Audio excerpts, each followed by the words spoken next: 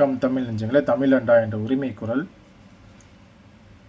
இந்த கட்சி இல்லைன்னா அந்த கட்சி அப்படின்ற எண்ணங்களை உங்கள்கிட்ட எடுத்து போடுங்க.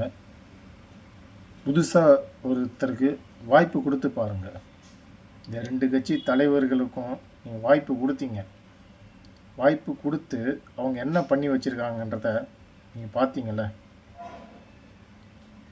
தமிழ்நாட்டில் மண் திருடப்படுது, மின்சாரம் திருட்டு, கனிம வளங்கள் திருட்டு, இதில் வேறு பிரிட்ஜு போட்டு தரேன், ரோடு செஞ்சு தரேன், அது பண்ணித்தரேன், இது பண்ணித்தரேன்ட்டு எல்லாத்துலேயும் ஊழல். பத்தாவதுக்கு சின்ன குழந்தையிலேருந்து வயதானவங்க வரைக்கும் பாலியல் தொந்தரவு, கொலை பண்ணி போடுறது, கஞ்சா, போதையில் இளைஞர்களை, குழந்தைகளை, ஒரு நல்ல எண்ணங்கள் இல்லாத அதிகாரிகள். இந்த ஆட்சி தான் அப்படி இருக்குன்னு பார்த்தா அந்த ஆட்சியில் என்னெல்லாம் நடந்ததுன்னு சொல்லட்டுமா? ஸ்டெர்லைட்டு நீங்கள் மறந்துருப்பீங்கன்னு நினைக்கிறேன். மறக்காதீங்க.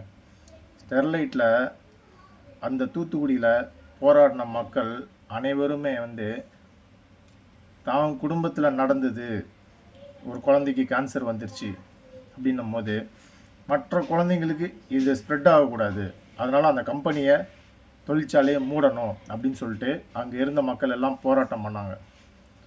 ஆனால் போராட்டம் பண்ணிட்டு இருந்த மக்களை வன்முறையை தூண்டி விட்டு 16 பேரை சுட்டு கொன்னாங்க. ஞாபகம் இருக்கா? அதே போல் பொள்ளாச்சியில் 250 பெண்கள்.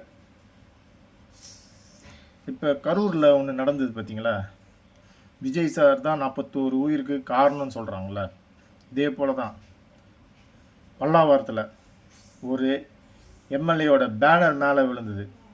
அந்த எம்எல்ஏ மேலே தப்பா இல்லை அந்த லாரி ஓட்டுநர் மேலே தப்பா?